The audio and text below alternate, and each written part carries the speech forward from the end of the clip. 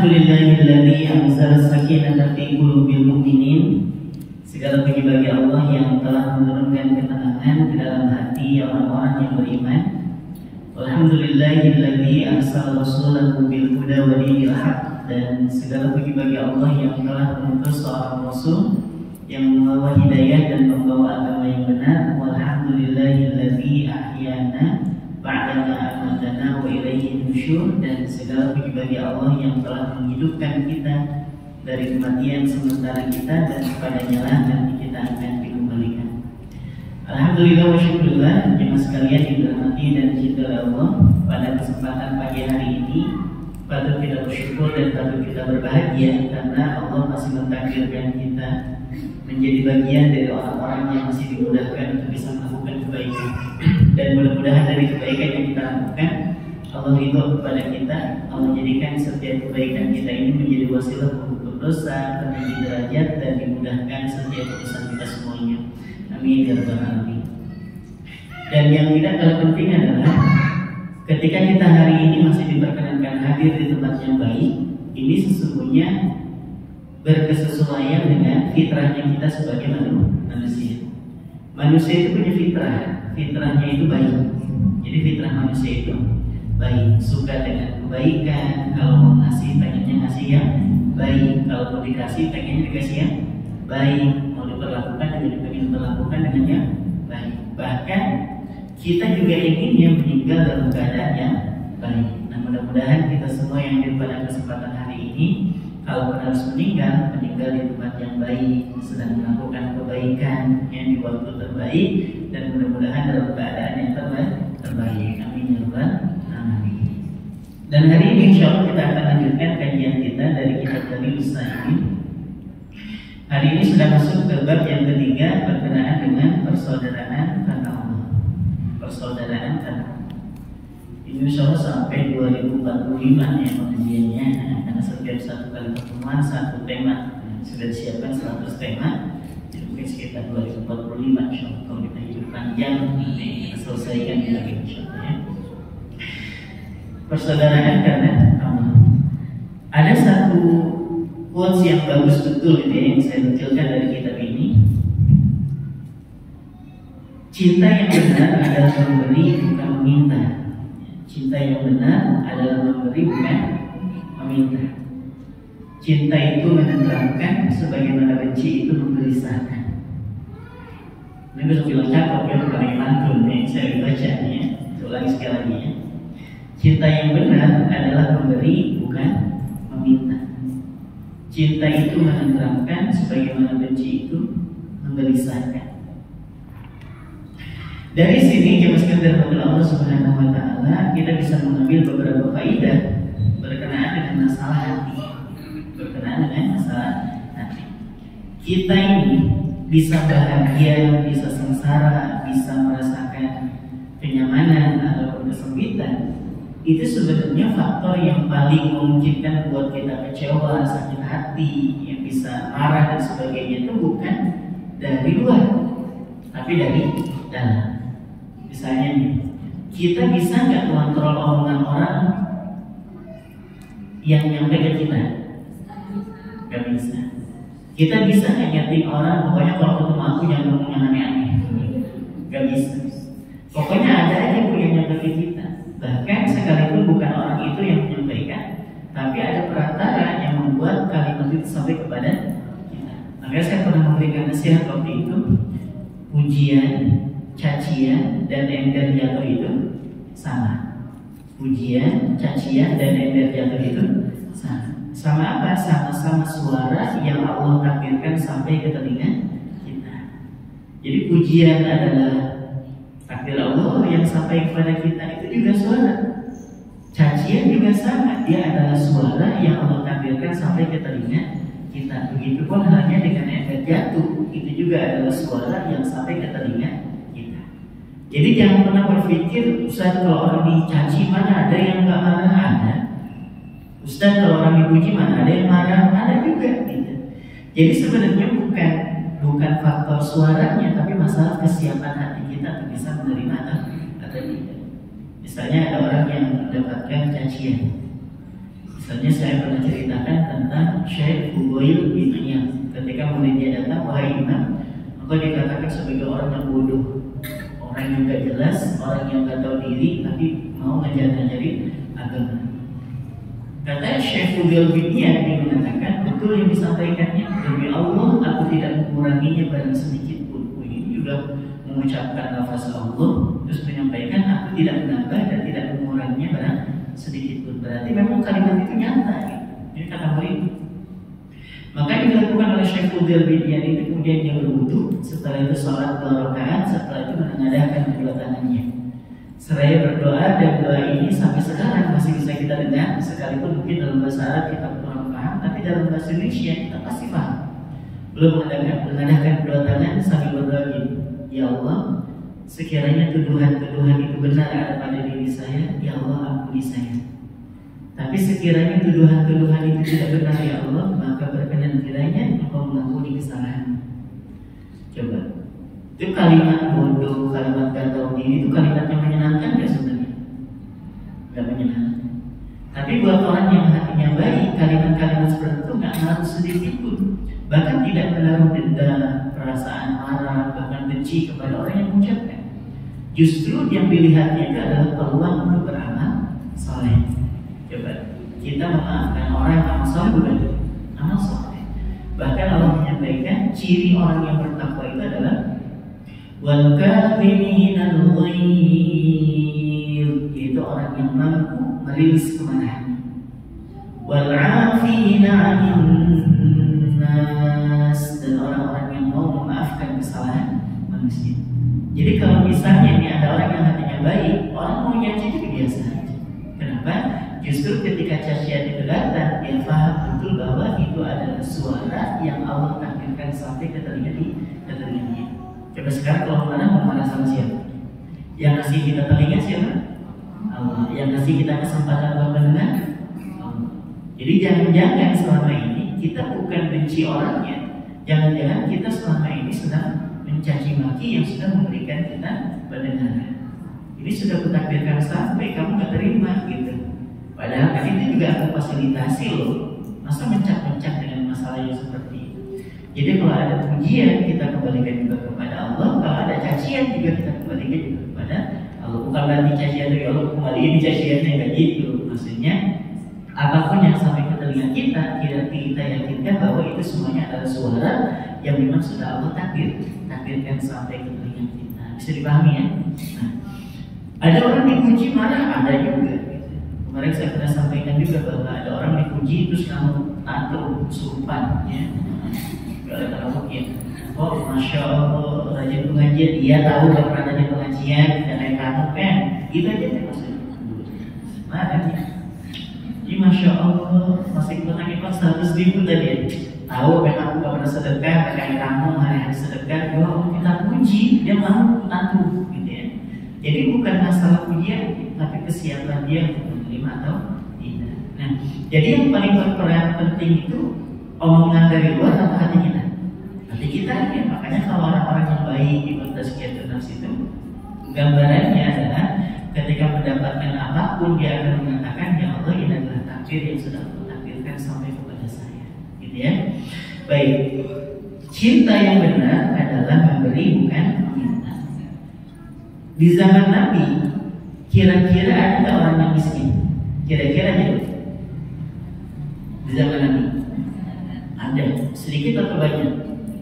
Banyak juga. Bahkan yang fakir, tahu bedanya fakir dan miskin? Kalau miskin itu gambarannya, dia punya penghasilan, tapi penghasilannya hanya cukup untuk memenuhi kebutuhan pokoknya saja, gitu ya. Dia bisa makan, tapi nggak bisa beli. Bikin misalnya dia bisa makan tapi sama tempe tahu, sama kayak para budak-budak juga sama bikin cuma nasi sama garam, sampingnya lobster, bikin soka, ya sampingnya ya. Kalau nasi memang cuma sama garam, cuma sampingnya ya, sama sambal-sambal itu. Kalau dipotong nasinya aja, sangat cool kelihatan juga, tapi di sampingnya ini masya Allah ya. Nah, jadi kalau orang miskin itu dia bisa makan. Misalnya tahu tempe. Nah, buat naik ke telur, dia mungkin harus bisa menghemat sehari itu. Nanti besok bisa makan telur. Gitu gambarannya, itu gambarannya miskin. Tapi kalau fakir itu, dia memang gak punya penghasilan tetap. Ya kalau ada rezeki dia makan, kalau enggak dia puasa. Itu gambaran fakir. Jadi memang benar-benar gak ada gambaran.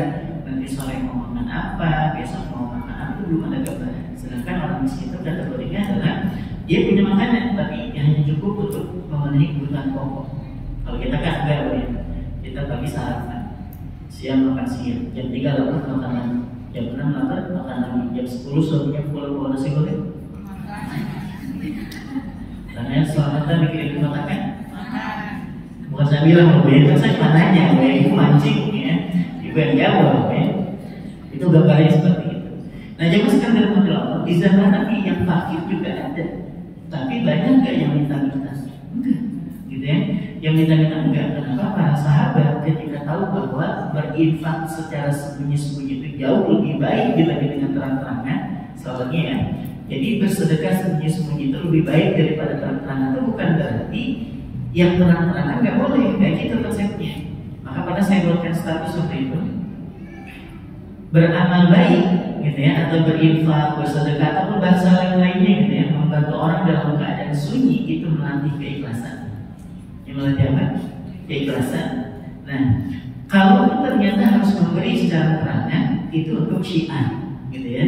Dua-duanya baik. Kalau terang-terangan jadi syiar buat yang lain. Ngasih contoh, kebayang kan, misalnya ada program berbagi Jumat berkah, ditaruh aja kotakan pinggir jalan, orang kan bingung mau diambil atau bayar, gitu ya, nggak diambil tapi kok nggak ada orangnya gitu. Coba, jadi kan harus tampil. Bahkan ada sebagian yang video, gitu ya, untuk dokumentasi. Boleh nggak? Boleh. Hai guys, hari ini kita akan berbagi Jumat berkah. Tapi jangan juga diselipin kata-kata bisa menyakiti perasaan orang yang menerima. Baik orang miskin pertama yang mengambil kotakan kita, nah ini. Bapak ada dulu, bapak ada bapak. Nah, itu memang perawatan, ya.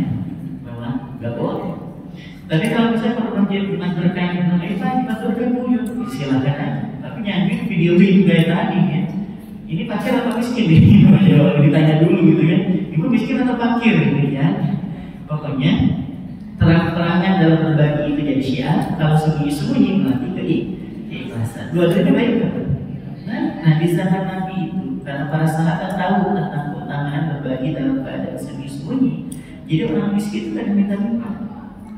Ya, kecuali sudah makan 3 hari sebagaimana kita temukan, ada seorang itu datang kepada Nabi mengetuk pintunya, ibu kalau ibunda Aisyah adalah ketika dilihat dia pengemis. Ya, kata Nabi, siapa itu wahai istriku? Kata Bunda Aisyah, dia pengemis ya terus. Tapi mengatakan ambil beberapa sok dari kurma, jadi beberapa bakul kurma bawa sama Nabi sampai ke depan. Kemudian Nabi bilang kayak gini, sekiranya engkau tidak datang ke tempat ini, maka kurma inilah yang akan mendatangi engkau ke tempat engkau. Jadi apapun yang sudah ditakdirkan oleh Allah sampai pasti sampai. Cuman kalau ada Allah yang datang ke sini, maka kurma ini juga berhak menjadi buat engkau. Kalaupun kau nggak datang, kalau memang kurma ini catatan buat engkau, pasti dengan caranya kurma ini sampai juga kepada engkau. Nah, dari sini kita bisa mengambil pelajaran. Di zaman Nabi ada yang minta kalau sudah benar-benar kelaparan itu, ya. Tapi selebihnya mereka ifah itu menjaga kehormatan. Nah, para sahabat tahu nih yang bahwa sini miskin dan pemberinya. Dia datang malam-malam kasih gandum, datang kasih daging, kasih roti dan seterusnya. Nah, jangan sekadar menjual itu bukti cinta. Dan ini kita temanya tentang persaudaraan karena Allah. Jadi cinta yang sebenarnya itu adalah ketika kita mau memberi tanpa harus begitu diminta. Nah, sekalipun kalau ada orang minta kita kasih juga baik pun. Bu, bisa kan Bu? Bisa kita kasih. Tapi kalau sebelum dia minta kita kasih itu namanya perasaan cinta yang sesungguhnya seperti itu. Dan cinta itu meneteramkan, sebagaimana benci itu menggelisahkan. Kalau orang sudah jatuh cinta, ini konon katanya Bu ya, seperti para bunda ya, yang baru menikah kemarin ya, salah-satunya masih 18-20 tahun ini ya bunda ini, yang baru pada nikah. Cinta itu berbalik solihah, itu bisa menutup semua pintu-pintu keburukan yang ada pada orang yang kita cintai. Makanya ada pepatah Arab mengatakan ini, wa'in ridho an kulli 'aibin qalilatun kama 'ain sukhti tubdil masalia. Sebagai perasaan cinta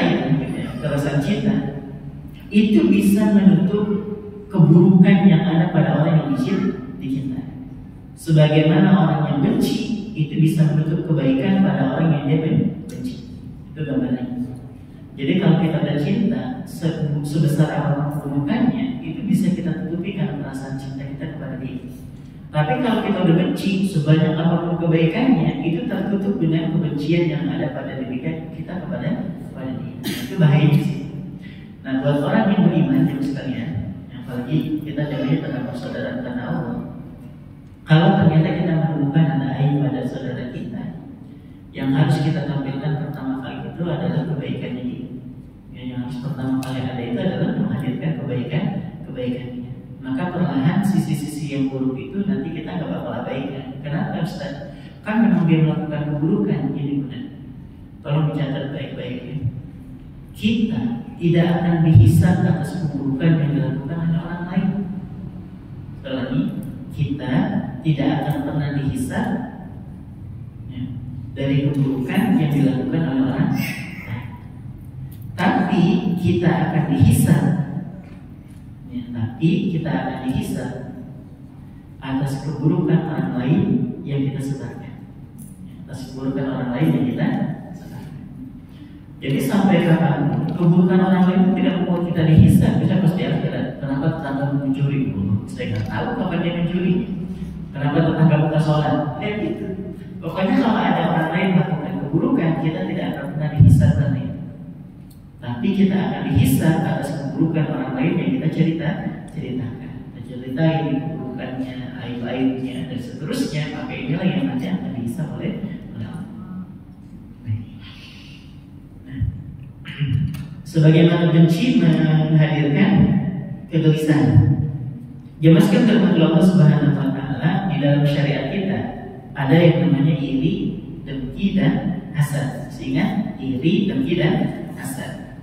Kan kita selalu mengartikan hasad itu iri dengki gitu ya. Apa itu hasad? Iri dengki Ustaz. Pokoknya terjemahan dalam Al-Qur'annya, apalagi kalau Bunda buka surah Al-Falaq, itu biasanya akan diartikan min syarri hasidin idza hasad, dari keburukan orang yang dengki kalau dia sudah dengki. Nah, iri, dengki dan hasad itu tiga hal yang berbeda. Soalnya ya biar nanti apa yang sudah tahu bisa menjadi nge-refresh lagi ilmunya, yang belum jadi hasanah ilmu yang baru. Iri ini fitrah. Jadi fitrah itu nggak bisa dihilangin bawaan lahir. Ya, bawaan lahir sama kayak marah. Ada ngajarin. Ibu bisa marah, ada ngajarin kan? Gak usah diajarin, memang bawaan lahir kayak gitu. Ya. Ibu punya bakat sebagai pendakwah, ya, bakat usaha semua ya, kelihatan dari wajah-wajah, cuman gak ada jamaahnya. Ya. Jadi suami dan anak jadi jamaah rutin, gitu ya, hari-hari bicara mainnya. Ini satu yang pertama apa? Iri itu fitrah dasar. Kita ngeliat anak, pernah nggak kita bilang, nah kalau teman punya mobilan, kamu iri nah gitu, pernah nggak? Gak pernah, tapi dia pulang, bu, kamu punya mobil, bu, pengen, jadi gitu bu ya. Padahal kita pernah ngajarin. Jadi perasaan iri itu adalah hal yang fitrah, gak bisa dihilangin seperti halnya kecewa, bahagia, rasa tersakiti. Itu gak usah pakai diajarin, dia akan tumbuh sendiri. Karena bawaan lahirnya seperti itu. Anak kita coba, sejak kapan kita ngajarin anak kita marah? Enggak, dia belajar sendiri. Itu fitrah lahirnya yang sudah ada. Dia marah, dia bisa ketawa, kalau kita ajak bercanda, itu gak usah kita ajarin. Itu memang bawaan lahir. Nah, namanya bawaan lahir bisa nggak dihilangin? Bisa kan? Gak bisa. Kayak marah tuh gak bisa dihilangin. Marah tuh gak bisa. Pokoknya ibu gak usah nekat minta dicabut kemarahannya sama Allah. Gak usah. Ibu kalau gak punya marah, saya udah kebayangin mama gak punya rasa mati gimana? Ibu, kenapa sih? Ada disiram air panas nih, masya Allah, tabarakallah. Mau Bunda tambahin aja, bukan tambahinnya. Itu gambarannya. Jadi nggak ada apa namanya kemarahan tuh pengen dihilangkan semuanya nggak bisa. Dia memang harus ada pada porsinya. Yang kita bahagia juga sama. Bahkan kita nggak bisa membatasi orang lain itu untuk menyukai lawan jenisnya. Itu fitrah. Nggak bisa kita kalau kamu suka sama perempuan, berarti laki. Awas memang. Akhirnya dia suka sama laki. Gimana? Nah, ibu larang dia mencintai atau menyukai lawan jenisnya, dia akan jadi sejenis. Pilih mana? Bila anak ibu menyukai lawan jenisnya atau menyukai sama jenisnya? Lawan jenisnya hanya saja kan nanti kita arahkan. Kan pernah saya sampaikan di waktu itu, kalau ada yang orang tua nih telepon atau datang ke rumah Ustaz mau konsul masalah anak, kenapa? Anak saya SMA itu Ustaz, masa dia bilang dia suka sama si itu, disebutin perempuan. Saya bilang, yang pertama harus dilakukan adalah bersyukur. Kenapa bersyukur Ustaz? Itu kan belum waktunya, memang belum waktunya. Tapi harus bersyukur karena punya anaknya belum. Bayangkan Ustaz, anak saya suka sama Tony. Nah, kan orang udah gitu. Ini bukan cuma anaknya perlu diruqyah, orang tuanya juga perlu diruqyah. Itu bahaya. Tapi kalau dia bilang, aku suka juga sama saya, banget dia perempuan nih, tidak ada. Nah, bersyukur sama Allah kasih, tapi itu normal. Tapi nah, sampaikan di situ bahwa Islam itu tidak melarang orang itu suka terhadap lawan jenisnya, bahkan jadi fitrahnya kita. Zuyyina lin-nasi hubbus syahwat, telah ditanamkan dalam hati manusia itu kecenderungan rasa suka terhadap siapa? Nisa itu perempuan. Kalau perempuan suka sama laki-laki, kalau laki suka sama perempuan, kan seperti fitrahnya, itu bisa dihilangin. Nah, cuman di dalam Islam itu ada yang namanya larangan, nggak boleh sentuhan kalau belum nikah gitu ya. Dan nanti kalau nikah juga ada tanggung jawab, kamu harus bisa menafkahi dan seterusnya. Sampaikan aja seperti itu. Gak usah dibilang pokoknya jangan sampai suka sama perempuan. Nanti besok dia bawa laki ke rumahnya. Baik, jamaah sekalian Allah Subhanahu wa Ta'ala. Nah, iri itu fitrah, gak bisa dihilangin. Dan biasanya iri ini dorongannya apa? Passion, kesukaan bunda. Memang kecenderungan bunda di situ. Bunda hobi masak gitu ya, hobi masak. Walaupun ya kadang ekspektasi dan realita itu kadang berjauhan gitu. Coba aja kalau kita punya coba, gue udah bikin bakso tiap hari, udah bikin coba setahunan. Coba aja kalau kita punya microwave, pasti setiap pagi udah bikin kenyang anak-anak. Microwave udah 5 bulan kayak gitu juga. Ayah, kalau kita punya oven, pasti udah bikinkan kue kering tiap hari. Ini oven sekarang amat deh, nggak juga dipakai. Bukan punya BDS 1, bukan. Ada di BDS 2 sebenarnya itu benar ada perubahan dari BDS 2 kan sebenarnya kan ada perubahan. Tapi bukan BDS 1, sebenarnya BDS 2. Sebenarnya itu nama ibu. Tahu nggak sih bu yang turunan apa tuh namanya tuh ada makanan tuh. Misalnya ada BDS 1 itu sebenarnya. Nah jam sekitar Allah SWT itu ekspektasinya gitu, ekspektasinya kayak gitu. Tapi realitanya ya belum tentu ya.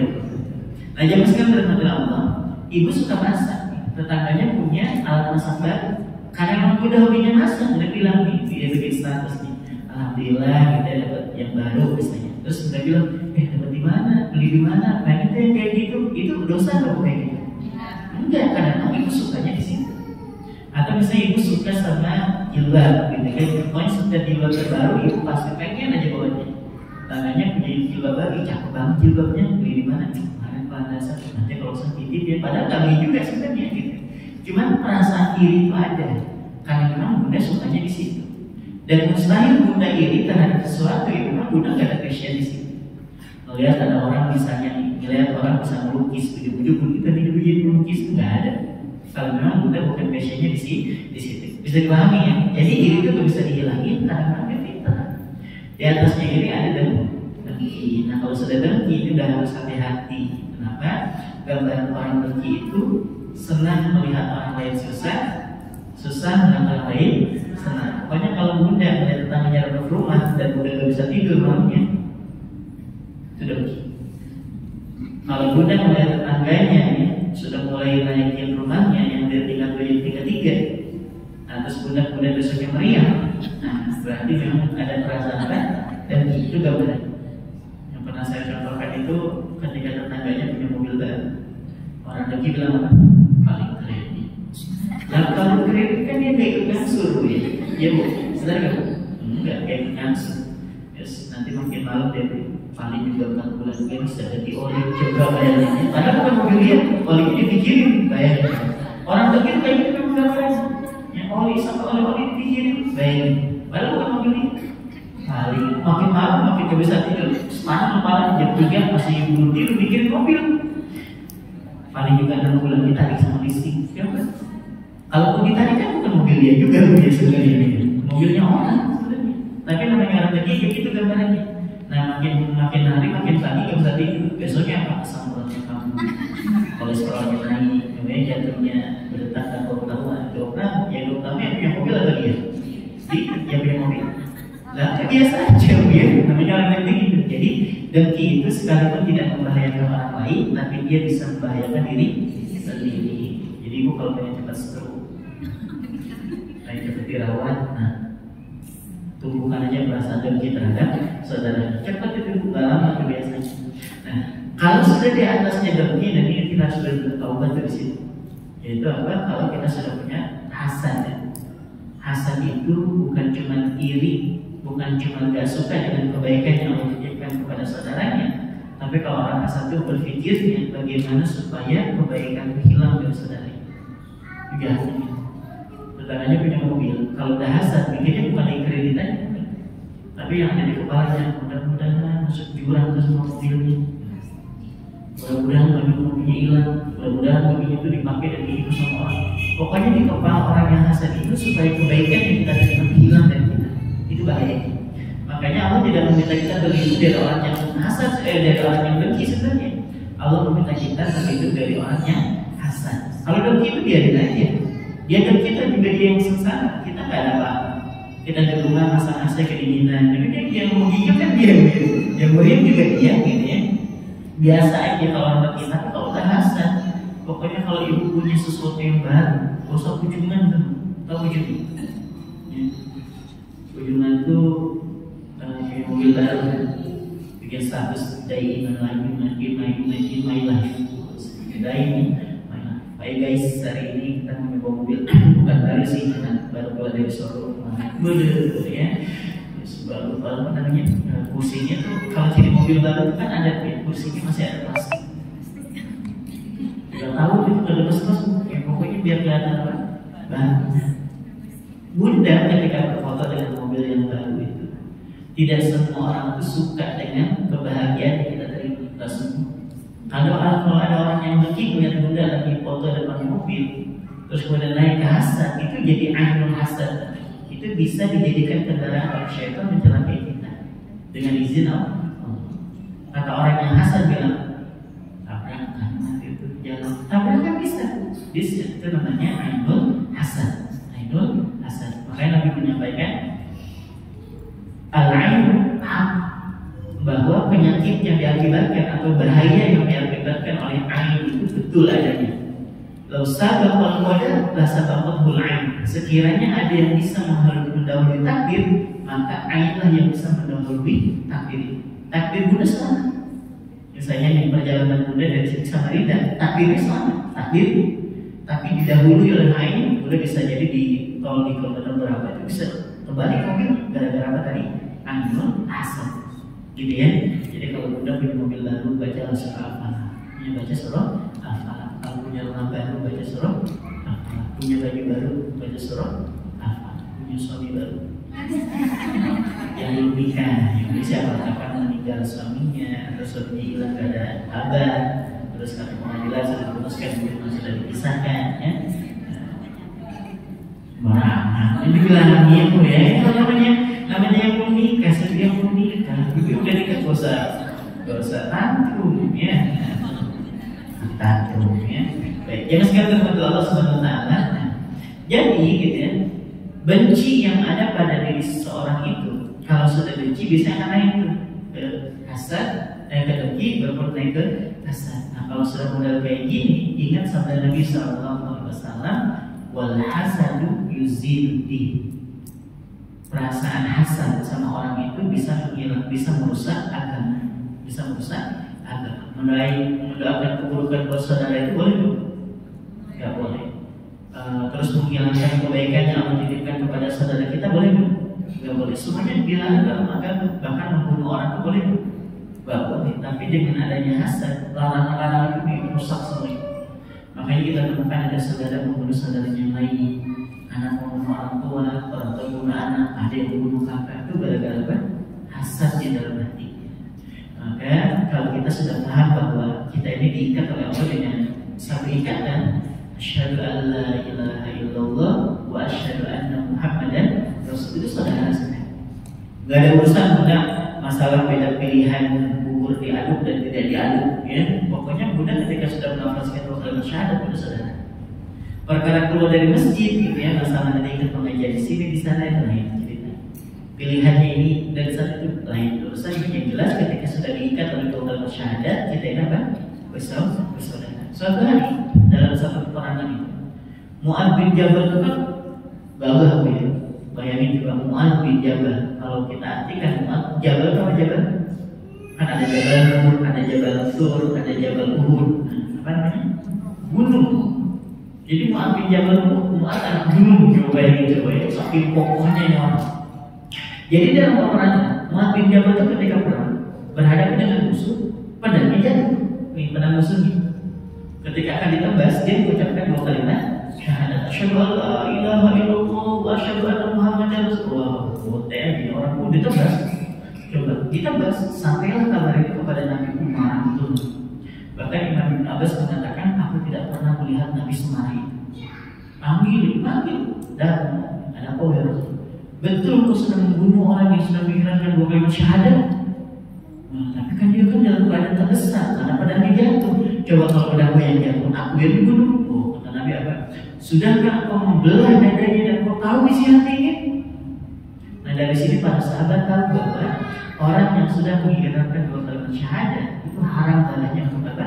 Ditumpahkan. Haram kehormatannya untuk dirusak. Bahkan haram aibnya untuk disebarkan. Gitu ya kesimpulannya. Jadi kalau orang sudah menghilangkan dua kalimat syahadat, haram darahnya ditumpahkan, haram kehormatannya dirusak, haram aibnya itu untuk disebarkan. Itu saudara. Saudara itu seperti itu. Pokoknya nggak ada urusan kamu beda suku kan, beda hobi kan, beda pilihan kan, ada urusan. Kamu sudah bersyahadat, kamu saudara saya. Gitu ya. Baik. Allah Subhanahu wa taala menyampaikan di dalam surah Ali Imran ayat 103, wa'tasimu bihablillahi jami'an wa la tafarraqu.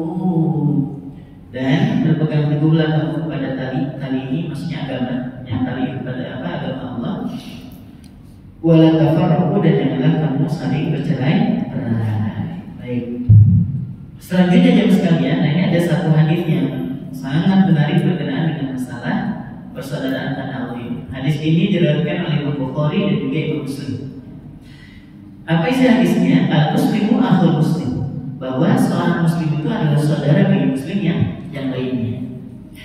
La yuslimuhu wa la yuslimuhu. Gak boleh mendoliminya dan juga gak boleh menjerumuskannya. Ada orang tuh gitu ya, ngedolimin kita terang-terangan. Ada orang yang kelihatannya gak mendolimi tapi menjerumuskan. Saya ulangi ya, orang itu ada yang mendolimin kita terang-terangan. Misalnya buang sampah di dekat rumah kita. Ya iya, misalnya dia setiap kali buang kotoran, misalnya kotoran apapun itu, kotoran hewan kan, kotoran manusia itu dilempar ke kebunnya kita. Kebabaran itu namanya dolim betul sama kita. Terus taman air juga diarahkannya ke rumah kita. Oh, pokoknya dolim betul. Itu terang-terangan. Ada orang itu yang memang melakukan kedolimannya terang-terangan dan itu berani. Dan ada orang yang melakukan kedolimannya tidak terang-terangan, tapi dia menjerumuskan. Tapi dia ikut apa? Menjerumuskan. Padahal menjerumuskan dan mendolimi salahnya sebenarnya. Cuma bedanya kalau menjerumuskan itu kita menikmati. Kita apa? Menikmati. Contohnya, Bu, ini maaf lo Bu ya. Mulai. Ini maaf lo Bu ya. Iya, itu dimaafin ya. Jadi kita bukan lagi ngomongin orang ya. Nah, sudah mulai.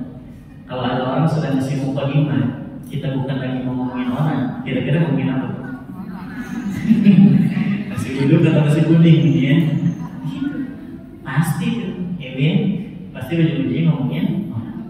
Kita bilang gitu bahwa bukan baru di sini ya. Nih, pokoknya rumah yang warna biru. Kalau saya dekat, orang udah tahu semua komplek udah tahu kelakuannya kayak. Masa sih? Iya, akhirnya kita baru di situ, baru tinggal di situ. Pas ngeliat rumah yang warna biru langsung. Padahal kenapa gitu ya? Itu namanya apa? Menjerumusnya. Ustaz kalau dia benar mau enggak, itu namanya menjerumuskan. Jadi kalau budak punya tetangga yang menjadi tetangga, pokoknya makin pelan suaranya, makin infonya begitu kaidah dalam gibah. Ya, kalau nggak kemarin ibu yang komplek begitu, ya Allah kelakuannya nggak setan memang, nggak ada. Pasti apa sih? Nah, kalau sudah mulai bahasanya, wah, itu infonya mau. Kalau ada tetangga ibu dan kelakuannya udah kayak gitu, pokoknya ibu, udah ibu istighfar, astagfirullah. Ya, atau baca ta'awudz sekalian di telinga dia.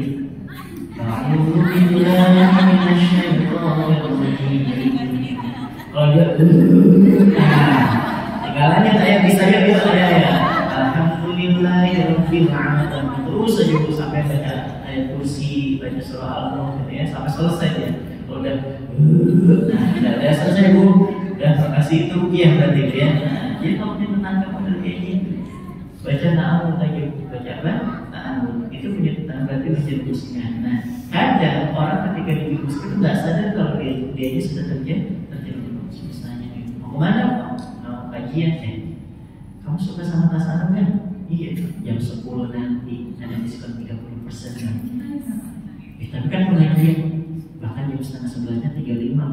Nah, itu pengajian jam 11 itu 40%. Wow, gas kalau gitu ya. Jadi kamu pengajian dari biasa dan dia menikmati itu gitu. Itu namanya menjerumuskan. Tapi udah bikin tiket sekarang yang termasuk yang biasa ajakin arisan yang konsin. Sekian porsi. Misalnya sekian porsi itu kita nyetor, misalnya kita nyetor 500.000. Nah, terus nanti tetangga nyetor 500.000. Dijanjikannya nanti gue 500.000, minggu depan jadi 600. Kebayang nggak kalau kita 500, berarti minggu depan jadi 600. Kalau sejuta, kan jadi 1,2. Dan ngajak teman-teman yang lain sebanyak, nah dikumpulin, kita dapat, teman kita belum. Karena kita dulu yang bawa orang kan, 5 orang yang kita bawa, ini 500 kali 5 kan 2,5 juta. Sama dia 500 sudah berapa? 3 juta. 3 juta berarti kalau 500 nya 100.000 jadi berapa? Nah, saya muka bingung tuh ya. Jadi kalau 500 nya kan 100.000, kalau 3 juta baik kita tutup kita ini ya. Belum sana sering kayak gini sih. Ya, jadi berapa? 600. Kita minggu depan dapatnya berapa? 3 juta 600. Sedangkan yang lain kita belum dapat. Nanti ujung-ujungnya hilang bro. Ya ujungnya apa? Hilang. Kita udah dapat, ini belum. Nah yang ditanya siapa? Nah kita yang aja. Nah itu yang seperti itu. Ya itu namanya menjerumuskan. Tapi kan kita bisa aja ganti dia. Memang kita bisa ganti, tapi hubungan kita pasti belum dengan tetangganya. Gitu ya. Maka jangan. Nah, kata Nabi Sallallahu Alaihi Wasallam, seorang Muslim kita adalah Muslim bagi yang lainnya, maka nggak boleh saling mendolimi, saling menjerumuskan. Maka fi hajati akhihi kana Allah fi hajatihi. Barang siapa yang mencukupi hajat saudaranya. Saudara tebu, saya sakit bu, bisa ke bu ngantar mobil bisa antar yuk, diantar. Bu, saya lagi kebanjiran, bisa kami datang? Udah bawa aja sini keluarganya, tapi masih belakang ada masih kosong. Tapi mohon maaf ya di belakang nggak apa-apa, kita bantu nih. Maka kata Nabi, Allah juga akan memenuhi hajat. Pokoknya kata Nabi, barang siapa yang berkenan menunaikan hajat saudaranya, memenuhi kebutuhan hajat saudaranya, maka Nabi memberikan satu janji dari Allah juga akan memenuhi hajat dia. Wa man faraja anhu min qurbatan farajallahu anhu biha qurbatan min qurbi yaumil qiyamah. Dan siapa yang meringankan beban saudaranya, maka Allah juga akan berkenan meringankan bebannya nanti pada hari kiamat. Kita benar. Di akhirat butuh pahala. Serius itu. Bahkan yang menurut kita ucapan-ucapan yang biasa itu, kalau sampai menyakiti perasaan saudara kita, dituntut di akhirat. Kenapa? Karena nanti di akhirat itu orang itu butuh pahala. Bahkan di dalam kitab Risalatul Syairi itu ada orang yang dituntut kepada Allah gara-gara ranting pohon atau ranting. Kalau mungkin sama potnya kita bisa nuntut ya Allah sama ya Allah dan ambil pohon sama potnya itu pasti bisa ya kan? Oleh dari kemarin musim tanaman janda bolong terus apa lagi? Ya benar kan gelombang cinta. Pokoknya setiap rumah hampir pada punya kayak gitu ya. Belum talas aja sebenarnya, belum talas ya. Tapi karena viral ya, masya Allah harganya melambung sekali. Sekarang biasa aja bu harganya. Nah kalau punya soalnya sampai dicuri bu ya, betul ya bu? Balik kota itu aku kebayang juga. Sampai dicuri malam-malam diambil. Nah kalau kayak gini bisa ditutup sama Allah aja.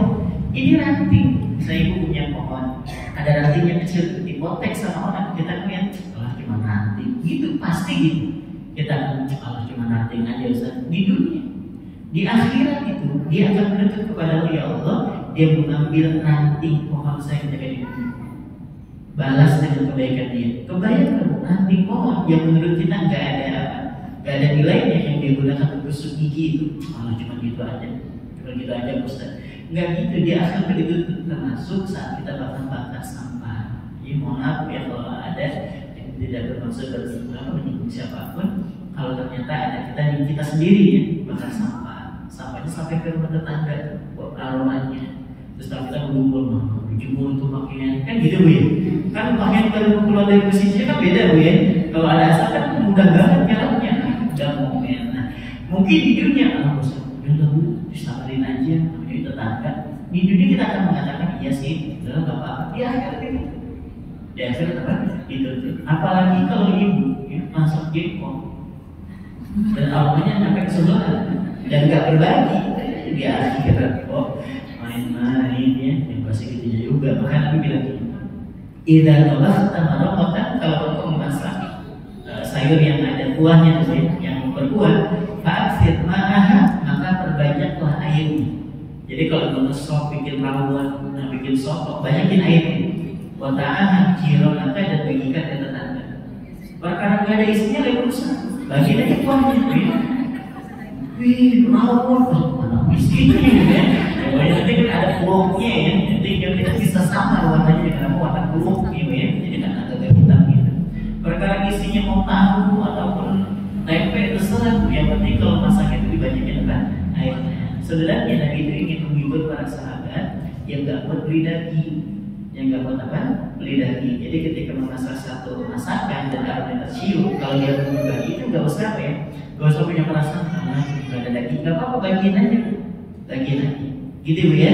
Jadi Nabi itu ingin menghibur kalau berbagi tidak mesti harus sempurna. Kalau kita bisa berbagi di semua kue, kan tidak semua kue. Kalau kita bisa ada nasi kotak Ustaz cuma satu kotak, nggak apa-apa, banyak bagian aja. Kenapa? Rezeki itu tidak pernah salah dalam sampai kepada orang yang memang sudah ada catatan rezekinya. Bawa aja bu, ada nasi kotak nih bu, bantu bu. Walaupun cuma satu, daripada di rumah juga dibuang.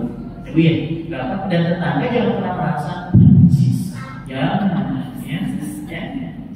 Cuma sisa makanya dikasih kayak gitu. Nabi yang dulu, kalau kalian masak yang ada kuahnya, maka perbanyak airnya dan bagikan kepada tetangga. Baik.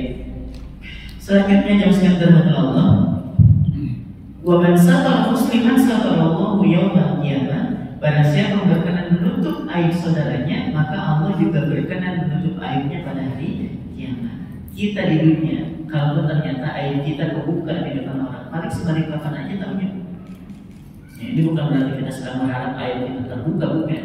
Kalau ternyata keburukan kita ada yang tahu, paling sekomplek yang tahu. Kompleks sebelah gak ada urusan.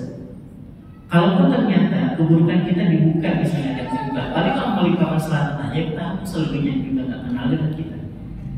Tapi di akhirat itu, dari zaman Nabi Adam sampai dengan manusia yang paling terakhir setelah diciptakan, itu satu-satu dikumpulkan. Bahkan satu-satu dipanggilnya dan ditampilkan semuanya di hadapan semua makhluk dari zaman Nabi Adam sampai dengan makhluk yang terakhir. Kebayang. Nah, setiap kita punya nggak baik, punya nggak baik, punya. Ada keburukan sedikit atau banyak? Banyak atau banyak banget? Banyak banget atau kami itu? Nah kita tahu ya. Nah kita punya adegan-adegan yang kita nggak pengen dilihat di yang lain. Ya, ada adegan saat melempar panci ke suaminya, ya. Ada saat melempar galon, melempar tandon dan seterusnya itu ya. Kita pengen di adegan itu dikat bisa nggak ya? Oh bisa. Dengan cara apa? Dan sekarang mulai tidak tertarik untuk membicarakan aib orang lain. Ada aib orang lain yang kita tutupi. Tapi kalau bisa menghadirkan kebetulan yang lebih luas, nah kita sepakoi, boleh nggak boleh. Tapi kalau kita cuma tahu misalnya dia orang yang dicerita sama orang tentang keburukannya, dan kita tutup aja. Dan juga kita kesampaikan ke yang lain juga ada manfaatnya. Ini masalah aibnya dia, apalagi aibnya masa lalu. Nah, jangan sekalian kepada Allah SWT, itu kita nanti di hadapan Allah itu, kita akan digambarkan dari mulai kita lahir sampai kita meninggal. Kebayang? Dan itu yang melihat bukan cuma kita, yang lain juga melihat. Dan kita pengen adegan-adegan yang tidak senang, keburukan yang pernah dilakukan, meninggalkan sholat, ya, atau misalnya pas di masa-masa SMA, ambil gorengan 2 bayar 1, ya, makannya ayam sama es teh yang bayar cuma es tehnya, itu belum di akhirat itu ditampilin. Nah, kita pengen nih yang kayak gini nggak tampil. Gimana caranya? Dengan cara memulai untuk tidak menyebarkan aib dan keburukan orang lain. Baik. Nah, ada satu lagi hadis Nabi Shallallahu Alaihi Wasallam dalam hadis dari Muslim. Jadi Bu ambil poin-poinnya aja Bu ya. Ambil poin. Ternyata kalau kita berkenan memenuhi hajat seseorang, maka Allah juga akan memenuhi hajat kita. Barang siapa yang meringankan beban orang, Allah akan bebankan dengan kita juga. Yang berkenan untuk aib orang, Allah akan berkenan untuk aib kita. Nah, dalam hadis dari Muslim, Nabi Shallallahu Alaihi Wasallam sabda, "Anna rajulan zara akhuhu lahu fi qaryatin ukhra." Ada seorang itu kata Nabi yang dia bermaksud untuk menziarahi saudara di ujung kampung jauh. Fa'arsalallahu lahu ala madarajatihi malakan. Lalu kemudian di tengah jalan Allah mengutus malaikat. Ya, malaikat datang ke dia. Anna alaihi qala aina turid. Tolong tanyakan kepada dia mau kemana sih dia? Apa yang dia mau? Jadi malaikatnya turun nih menjaga orang yang mau berkunjung kepada saudaranya. Ditanya, ya, kamu ngapain sih gitu? Uridu akhli fi hadhihi al-qaryah, ingin mengunjungi saudara yang ada di kampung ini. Qala, kemudian malaikat mengatakan, halaka alaihi min nikmatin. Apakah kau berkehendak untuk mendapatkan satu kenikmatan dari dia, atau pengen ada sesuatu urusan bisnis gitu kan, atau pengen apalah gitu, punya hajat apa sama dia gitu? Qala, enggak gitu. Ghairu an ahbabtuhu fillah. Aku mendatanginya karena aku mencintai dia karena Allah. Ibu pernah nggak punya teman yang kalau kita sebenarnya bestie ya? Nah, kita punya grup sampai punya grup isi berdua aja bayangin kita. Bahkan sama pria, tapi kan saat itu grup itu buat kita besar-besar foto. Biar kalau kita ganti nomor tetap ada foto kita itu dan kenangannya di situ. Ya. Saking bestinya banyak punya grup isinya cuma berdua. Nama grupnya bestie forever atau zaman panjangnya nomornya. Nah, Bunda punya bestie. Itu kalau nggak ketemu kayak ada kurang gitu ya. Nah, itu namanya perasaan cinta yang Allah hadirkan. Tapi kalau niatannya motif-motif dunia, maka nilai pahalanya nggak ada. Tapi kalau motifnya akhirat, itu kebaikannya pasti ada dan pahalanya. Misalnya, nah, Beb, kan kalau perempuan Beb itu kayak biasa, Beb. Kalau laki itu beli, serius ya. Karena istri itu kalau kita mau gimana, Beb? Pas saya baca itu, binaan dia gitu kan. Di grup itu bukan hijab, bukan di grup. Kita mau gimana Beb? Saya bilang mau ngaji, saya coba ngeset di grup. Kita mau gimana Beb? Wah, perlu di rupiah. Coba ini, ya ini rupiah yang perlu di rupiah itu kayak antum ini kan. Bilang nggak? Cin kita cin gitu. Kalau saya panggil teman saya mati, cin coba. Bisa mulai ini loh, Betty ternyata. Nah, jangan sekarang dalam Allah kita punya bestie. Dan bilang, Beb, ada kejadian mana hari ini? Gitu kan, di grup bisa juga bertiga, kan ada grup tulisnya 3 berempat. Beb, kita kejadian mana hari ini?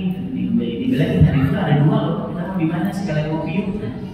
Perkumpulan model kayak gini, gitu, ada perasaan kangen pengen ketemu di majelis ilmu, perasaan kangen biar bisa ngobrol bareng kan. Perkumpulan kan butuh tempat cerita, ya. Selama tidak membukai, ya selama tidak membukai suami dan seterusnya, silakan aja. Saya dapat izin dari suaminya, dari suami yang udah mau ini ya, siang ini mau ngopi sama teman-teman, silakan. Kata suami silakan aja, nah pergi lah ngobrol di situ, boleh. Nah orang ini kata malaikat, engkau menjadi saudaramu ada keperluan apa? Apakah kamu ingin mendapatkan suatu kenikmatan? Apakah ada hajat bisnis atau sebagainya? Enggak. Aku mengunjunginya karena perasaan cintaku karena Allah kepada dia. Baru qala, maka malaikat berkata, fa inni Rasulullah ilaika, aku ini adalah utusan Allah yang diperintahkan untuk mendatangi engkau. Fa inna Allah qad ahabbaka untuk mengabarkan kepadamu bahwa Allah mencintai engkau kama ahbabtahu fihi, sebagaimana engkau mencintai dia. Bayang ya, jadi saat kita di kunjungan nih, Beb, saya jemput ya, dijemput, kita makan bareng. Itu karena perasaan cinta Bunda karena Allah, karena dia yang sudah kasih tahu Bunda itu tempat ngaji, karena Bunda yang waktu itu gak pernah kenal tutup aurat, dia yang berikan jilbab, dia yang pertama kali mengenalkan Bunda kepada kebaikan dan seterusnya. Ada perasaan cinta yang cintanya karena Allah, itu selama perjalanan. Itu sekiranya malaikat mau hadir, bukan horor, bukan benda siapa ini gitu ya? Malaikat tuh langsung pindah alam maksudnya. Iya.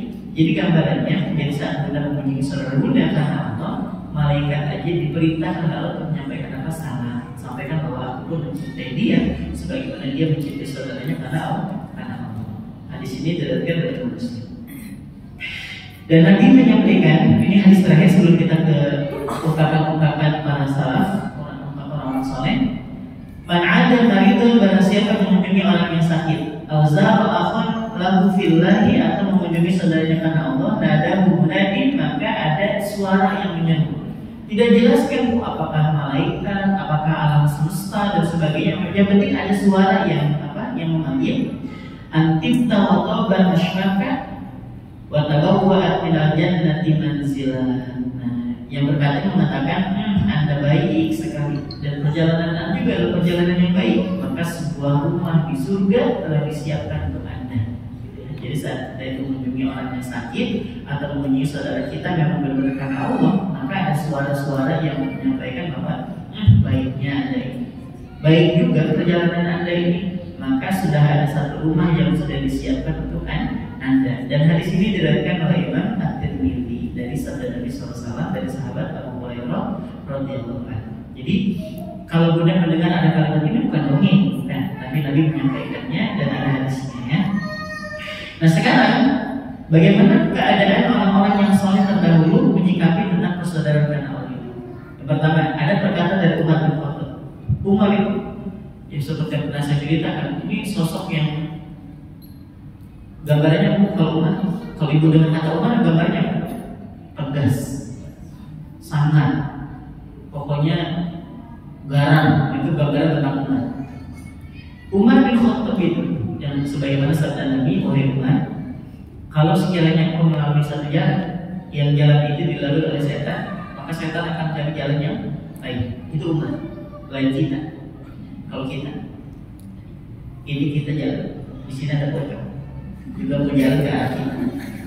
Yang nyari jalan lain, pocong atau kita? Jawab. Kita. Dibaca kali saya begitu ya. Saya di tempat masih, yang saya pingsan di situ ya.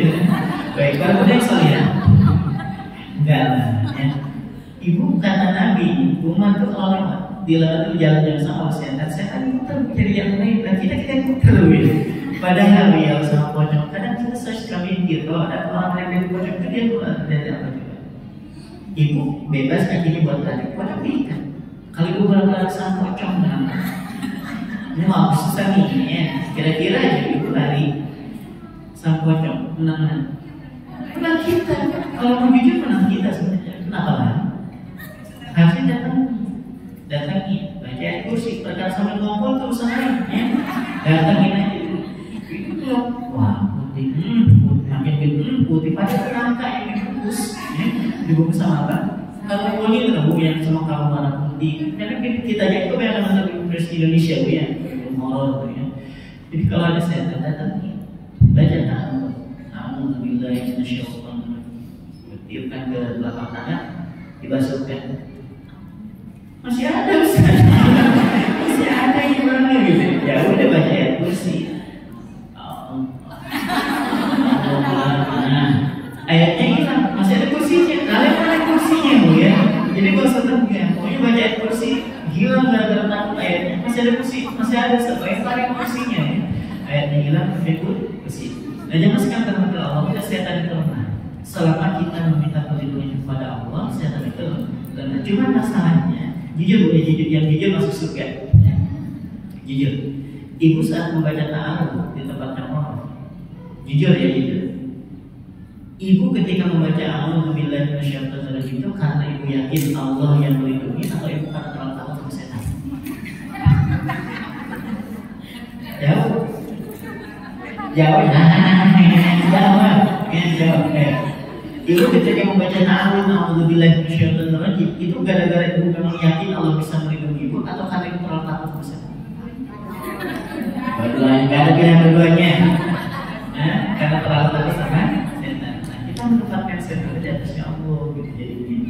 Jadi kita minta perlindungan. Terus apa kayak apa sebetulnya formalitas. Buktinya baca tahu sampai lagi.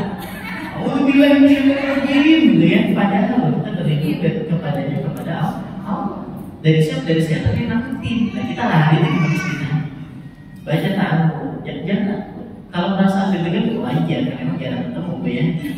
Tapi ya memang jarang. Ibu kalau bicara bersama suami pasti dulu. Coba ibu punya suami yang 3 bulan sekali berpulang, ya kan? Beda rasanya, beda rasanya. Nah jadi sekarang dalam Allah baca takut. Yang penting itu gak boleh sombong. Gak boleh apa?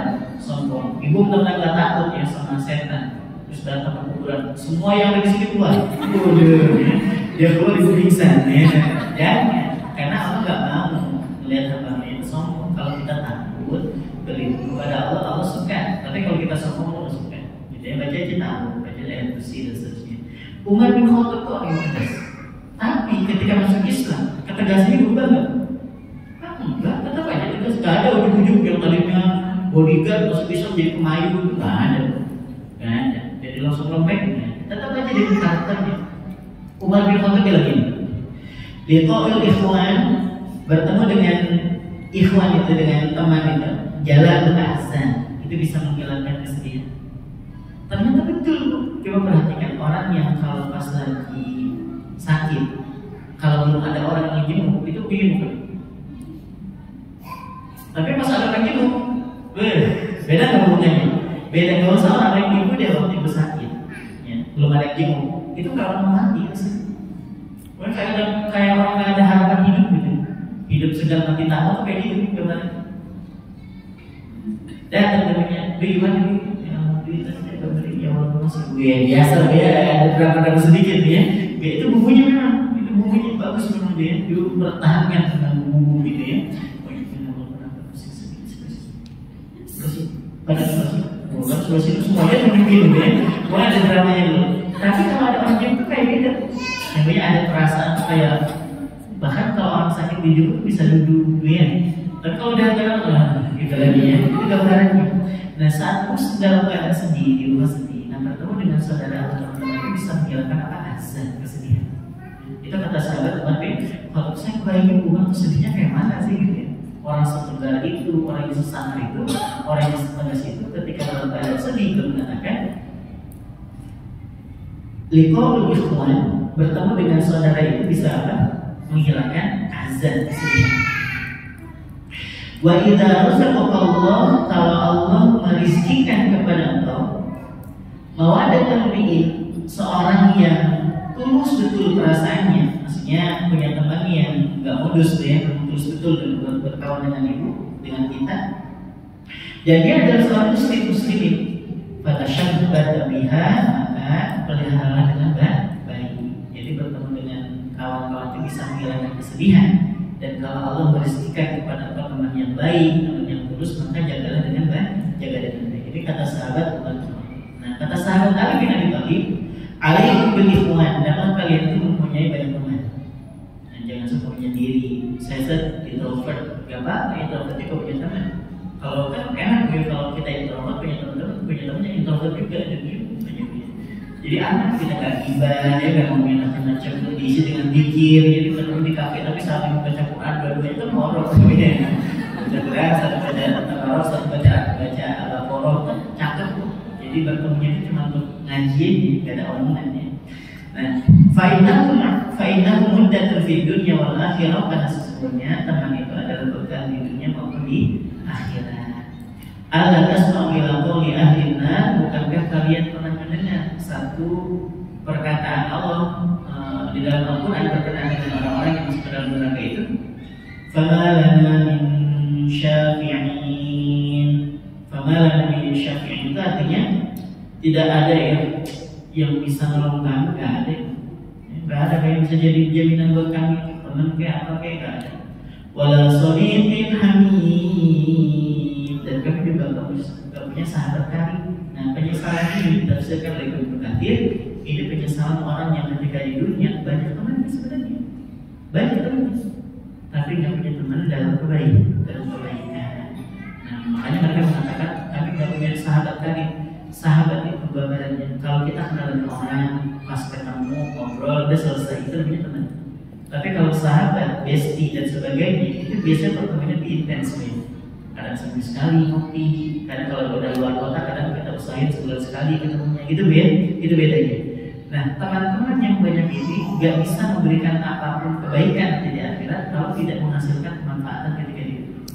Tapi kalau kita punya teman ini, yang kita udah kenal teman-teman, bukan cuma teman, tapi sodik itu sahabat, udah jadi bestie dalam kebaikan, bahkan jangan digambarin cuma berdua, ngegrup dalam kebaikan, masuk ibu ikut pengajian, ada kelompok A, kelompok B, kelompok C gitu loh ya, ada majelis taklim kan model-model yang namanya ya. Nah, ibu punya perkumpulan majelis taklim di sini, di kumpulan ini. Nah, perkumpulan inilah yang nanti di akhirat mampu bisa saling memberikan syafaat. Jadi seorang sahabat itu bisa memberikan syafaat bahkan bukan cuma kepada person pribadi, tapi kepada kelompok. Ya Rob, si Anu di mana? Di neraka. Dia berikut dulu, dia ngajakin saya dulu pengajian, bisa ngasih syafaat, bisa, bawa aja bawa. Dan bukan cuma itu, si fulan itu di mana ya Allah? Ih, semuanya di neraka.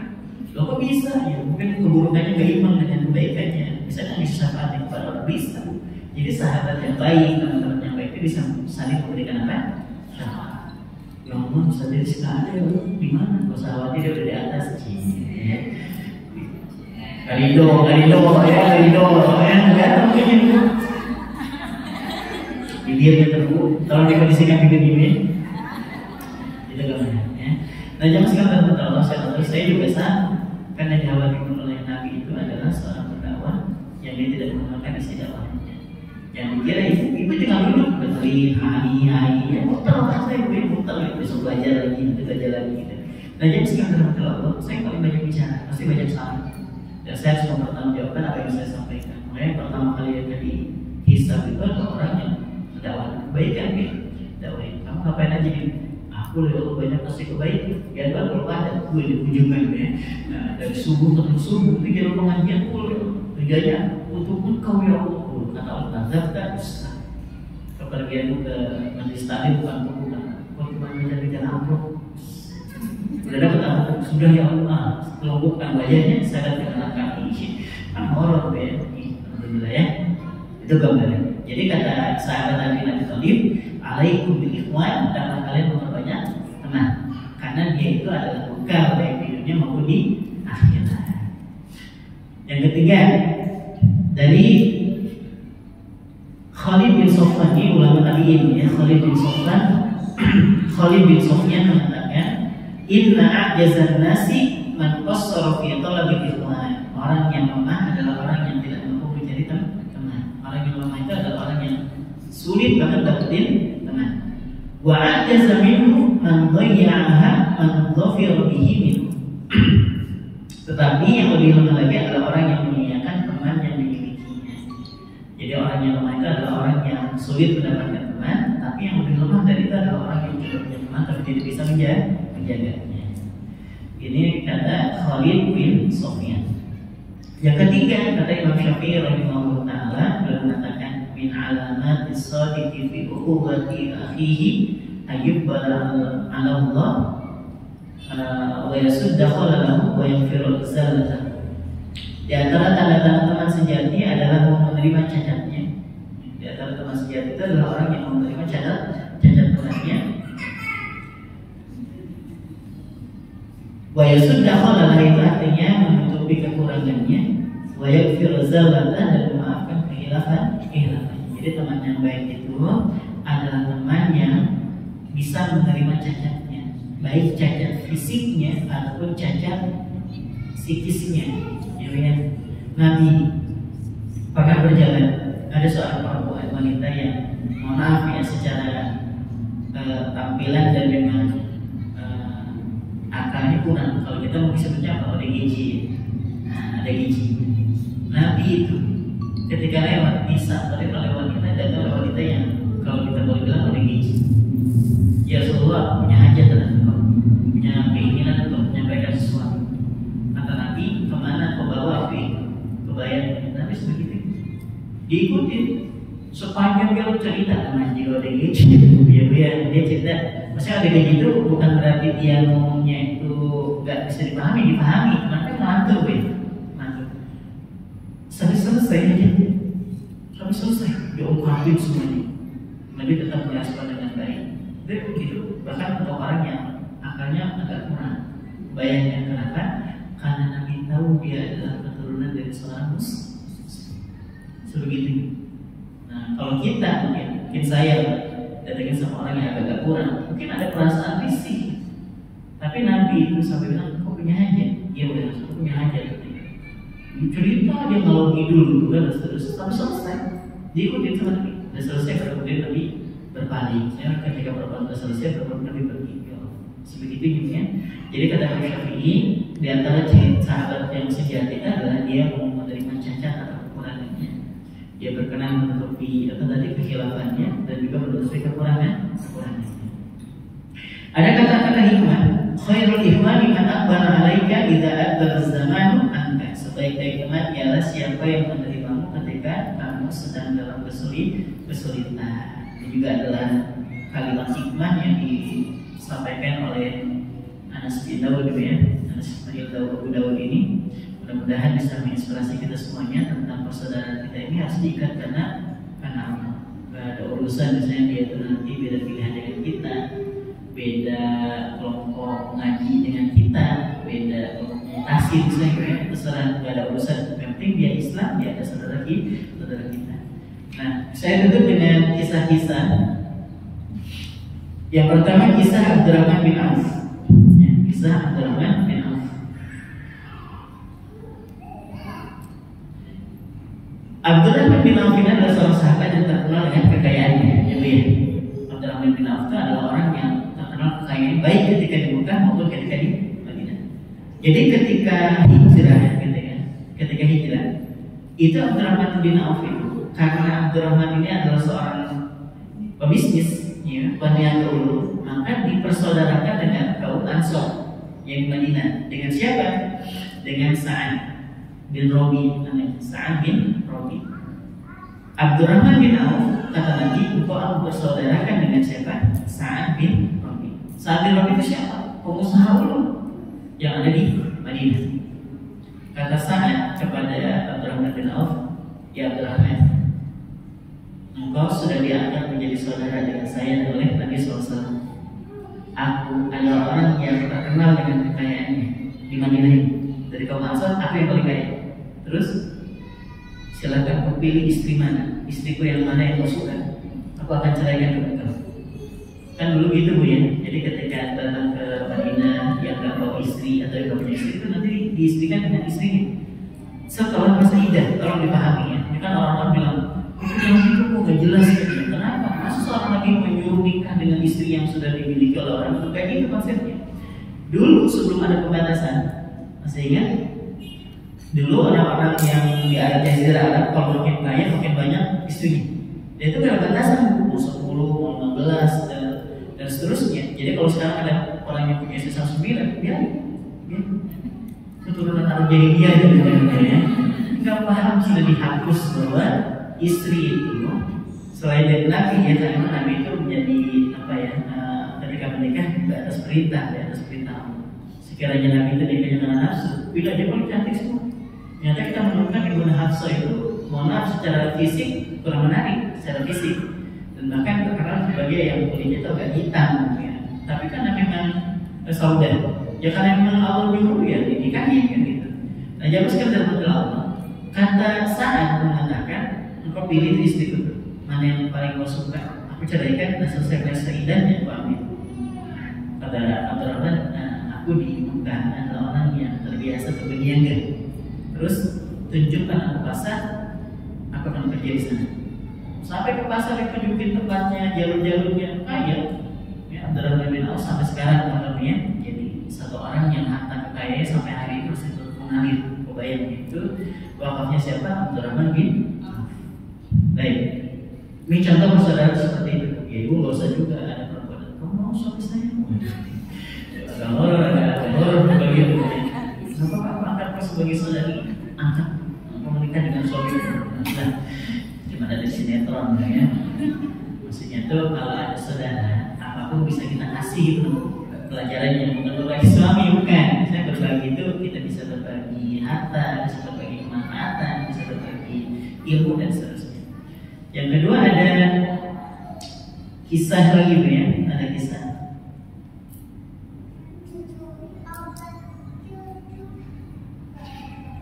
Al-Aswad bin Kathir bercerita, aku datang kepada Muhammad bin Ali bin Al-Husain.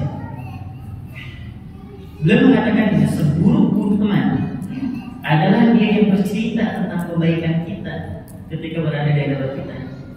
Jadi dia akan bercerita tentang keburukan kita saat dia berada di belakang kita. Ini apa bahasa kita nyamuk? Muka 1000, bukan muka 2 lagi, muka 1000. Pokoknya mesin lain, sama lain. Bukan cerita berikut yang kalau kawan. Nah, kata dia, teman yang paling buruk itu adalah siapa? Orang yang melakukan kita, kamu tuh kok yang paling cantik di komplek itu kamu. Cuman kamu seorang di sini. Pokoknya tidak ada yang paling terkenal kecuali kamu. Tidak ada yang paling, pokoknya tidak ada yang paling kecuali kamu. Depan kita, di belakang kita, kamu orang yang paling pelit di komplek kita. Dia, kamu orang yang paling jelek di komplek kita. Ya dia, kamu orang yang paling gak jelas di komplek kita. Dan dia itu, ya Allah, depan kita tuh baik betul, belakang kita jahatnya. Bisa curhat ya, itu cuma gambaran aja, ternyata para orang dahulu juga udah seperti itu ada.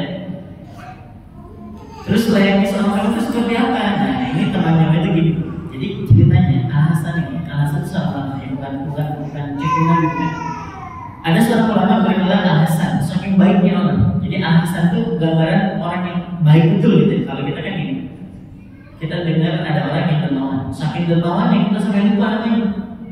Pokoknya kalau kita tanya siapa itu pada dermawan, saking apanya, saking dermawannya, sampai kita lupa namanya siapa itu. Nah, sampai dengan Al-Hasan juga sama namanya lain, tapi bagian Al-Hasan orang yang penuh dengan kebaikan, baik betul orang. Pokoknya kalau ada orang datang bawa apapun gak pernah kecewa sama dia. Bawa proposal, bawa permintaan, bawa pinjaman, terus pokoknya gak pernah kecewa ya. Itu namanya Al-Hasan. Suatu hari ada teman datang nih, Al-Hasan ini tuh diambil gitu, makanan itu buah-buahan itu diambil dimakan. Maksudnya setemannya ini maksudnya hanya kalau dia baru izin. Nolek dikit. Dia tuh berarti tidur sampai habis banyak baru dia bangun. Kata Al-Hasan, aku tahu kalau dari awal itu makan sekian buah gitu. Kamu tidak bangun gitu, enggak, supaya kau tidak merasa gak enak. Kebayang itu teman baik seperti itu. Jadi teman yang baik itu saat temannya itu mengambil kebaikan dari dia tidak merasa oh ini aku diambil. Atau juga buah-buahan yang masih bisa dibeli itu ya. Gambar saking udah bestingnya. Kan kalau udah besting kan gitu, makan salmon dua gitu ya. Bekas mulut kita, bekas kamu itu saking kalau udah besting itu bu. Kalau belum besting, gitu ya. Wah gitu lihatnya. Dan kalau udah besting itu ya kayak parfum juga samaan, gitu ya. Pokoknya parfum samaan, tas juga samaan. Kadang kita makan sering suap-suapan sama besting ya. Pokoknya kalau melihat perempuan suap-suapan itu masih kayak wajah tapi melihat laki. Suap-suapan dulu kalau istimewa itu tapi suap itu kayak langsung horor aja ini yang penggambarannya. Kalau perempuan jalan, ganti-ganti biasa aja ya. Ibu bisa nggak membayangkan saya jalan sama laki gitu sebenarnya saya ganteng. Ibu benar-benar stand gitu. Padahal biasa aja. Misalnya nih di zaman Nabi, ketika ada seorang sahabat bertanya, "Engkau mencintai dia?" "Aku mencintai dia karena Allah." "Apakah kamu sudah menyampaikannya?" "Belum." "Sampaikan." Laki loh, ini laki kemudian punya perasaan cinta kepada laki. Nah, konotasi cinta zaman Nabi dengan sekarang beda. Makanya kan ada uhibbuka fillah. Ya, aku mencintaimu karena Allah. Itu ungkapan laki-laki kepada laki-laki. Soalnya di zaman Nabi ketika menyampaikan uhibbuka fillah itu memang beneran seperti ucapannya Umar bin Khattab kepada sahabat Utsman bin Affan. Uhibbuka fillah, aku mencintai karena Allah, mencintai kau karena Allah. Apakah kita berpikir Umar kemudian mencintai siapa? Utsman dengan kategori ingin memiliki, enggak gitu. Kalau sekarang kan enggak. Kalau laki udah mau laki-laki dia bilang cinta banget tuh sama kamu, gitu ya. Nah dulu enggak, dulu zaman Nabi kata tadi kamu mencintai, mencintai Rasul, sampaikan, disampaikan aku mencintai kamu, dipeluk gitu, kadang aku juga mencintai karena Allah. Kalau sekarang kan ngomong, laki kita malah aku mencintaimu karena Allah. Itu sudah bergeser gara-gara yang begini. Kita buat kayak gini jadi tamu, padahal yang laki-laki bilang aku mencintai karena Allah itu biasa. Yang horor yang nggak boleh itu kalau laki wanita, jadi istri ya, aku cinta Allah. Bangga kamu nyusul istri, kamu juga nyusul suami gitu ya. Seperti gambarannya. Dan terakhir ada satu fatwa boleh ucap. Sodiquka man abkaka la man at'am. Saudaramu yang sebenarnya adalah, jadi saudara sejati itu adalah man abkaka, dia yang mampu membuatmu menangis, la man adhaka, bukan dia yang bisa membuatmu tertawa, bukan dia yang hanya bisa membuatmu tertawa. Sodiquka man abkaka la man adhaka. Saudaramu yang sejati itu adalah yang mampu membuatmu menangis, bukan yang hanya bisa membuatmu tertawa.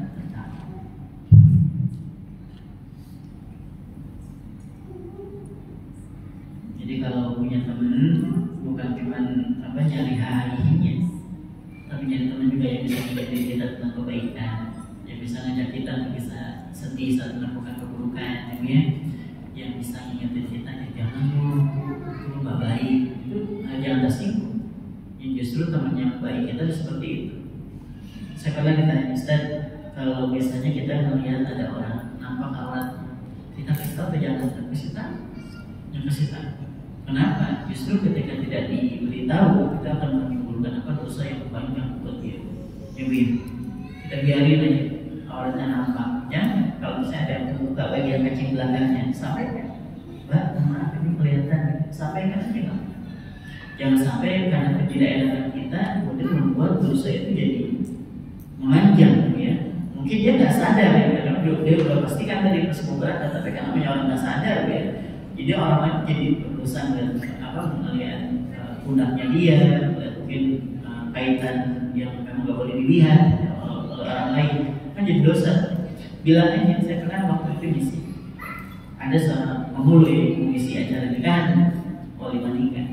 Ada penghulu itu datang, mungkin karena dia ini nggak sadar, celananya di gulung sebelah, kebayang dong. Jadi turun dari motor, celananya ke gulung sebelah, sebelahnya udah bagus, tapi sebelahnya tergulung, masuk gedung, bayang dong. Dia kalau dibiarin dia sampai kita merasa gak enak menegur, itu sampai depan banyak orang melihat penghulu ini celananya digulung setengah, kayak kebanjiran. Kalau bisa digulung dua-duanya kan mungkin wajar sebelumkan gitu. Ini cuma sebelah digulung, mungkin lupa untuk ke sebelahnya. Pas salaman saya bisikan, nah Ustaz, celananya kurang turun di sebelah gitu. Nah dia langsung turun gitu. Nah ini juga adalah bagian dari bagian bahwa kita ini menunjukkan bahwa aku itu benar-benar mencintai untuk anak. Aku tidak mau juga seperti orang yang merasakan malu dan kalau itu aku bertambah karena ketidakenakan saya gitu. Maka Nabi SAW menyampaikan bahwa seorang muslim dengan muslimnya itu bagikan satu tubuh. Idza ishtaka minhu 'udwun tada'ahu. Kalau ada salah satu bagian yang terluka, gitu, maka merasakan bagian yang lainnya.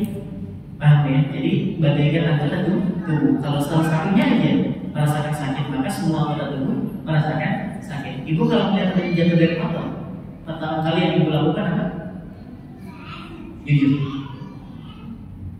Sepedanya kalau putar atau orang ya. Pas lagi sepeda jadi jatuh gitu. Yang pertama kali kita lakukan tertawa. Enggak lagi. Kenapa orang jatuh tuh kenapa? Nggak apa-apa, nggak lecet juga. Nah biasanya orang-orang kalau udah tuh soalnya semua mau beda satu itu masya Allah ya tadi. Wah ada besar kita ketawa gitu, nggak ada. Pokoknya di BDS itu nggak ada ini. Di tempat saya itu kalau melihat orang jatuh dari tempat dari sepeda, bisa ketawa dulu. Masalah lo kan nomor 3 ya. Ketawa dulu, angkat guling, baru kemudian ditolong. Kalau sini enggak ya, tolong dulu baru ketawa. Gak apa-apa nih, misalnya jatuh gitu. Nah jam sekarang apa? Kita ini harusnya melihat penderitaan orang lain itu sama saat seperti kita merasakan sakit. Misalnya ibu pesan hidup pakai berdarah. Kira-kira yang sakit cuma jempol atau semua kita? Semua. Gak ada misalnya ini apa dia udah bisa kaki kejeduk terus kata bibir makanya lihat kalau jalan gitu kan, mata kaki lo punya mata, ya mata kaki maksudnya kaki lo punya mata, terus kata mata julid bisa. Gak ada ya. Itu kalau dari kaki yang kesandung mata menitikkan air mata, mulut kemudian mengeselek, tangan juga ada kemudian bibir lagi, itu kepala cenut gitu ya, itu gambaran satu gitu. Jadi satu yang sakit semuanya ngerasain. Gak ada orang misalnya sakit kaki bengkak mungkin terus bisa tidurnya, gak ada. Dia akan terasa, ya, dia akan terasa. Makanya kalau melihat saudara-saudara kita dalam keadaan sakit, itu juga harus merasakan. Yang palingnya kita bukan hanya sebatas simpati, tapi kemudian empati. Baik, Allah sampai di sini. Kita cukupkan. Saya kembalikan dulu ke MC. Kalau ada yang bertanyakan, dipersilakan. Kurang lebihnya mendengarkan. Assalamualaikum warahmatullahi wabarakatuh.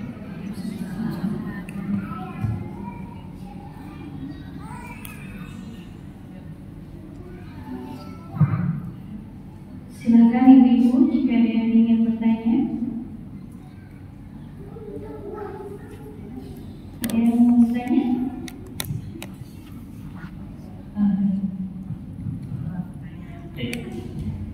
Bismillah. Pak Ustadz, tadi disampaikan bahwa siapapun dia jika dia Islam atau telah mengucap syahadat, dia adalah saudara kita. Tapi Pak Ustadz, fenomena yang kita hadapi sekarang ini kan banyak perpecahan dalam suatu komunitas atau pengurusan yang berdasarkan agama. Itu sering terjadi perpecahan dan akhirnya karena beda misi dan visi akhirnya mereka saling menghujat dan saling menyakiti. Itu bagaimana Pak Ustaz?